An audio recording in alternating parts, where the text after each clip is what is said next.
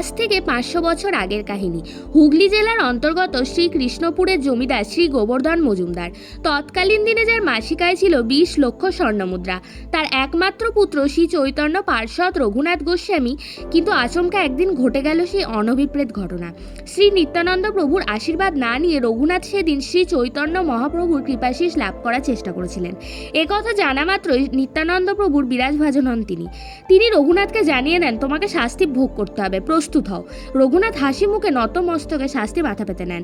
তখন শ্রী নিত্যানন্দ প্রভু বলেন, রঘুনাথ, তোমাকে শ্রী শ্রী নিত্যানন্দ গৌরাঙ্গের ভক্তদের চিরাধি ভোজন করাতে হবে, এটাই হলো তোমার দণ্ড। আনন্দের সঙ্গে রঘুনাথ সেদিন এই দণ্ড গ্রহণ করেছিলেন। সেই থেকে পানিহাটিতে আয়োজন করা হয় দণ্ড মহোৎসবের। পানিহাটির পাশাপাশি লালাবাবুর প্রতিষ্ঠিত কান্দি রাধাবল্লভ মন্দিরেও আয়োজন করা হলো এই উৎসবের। পাশাপাশি দেওয়া হয় 64 মহান্ত ভোগ।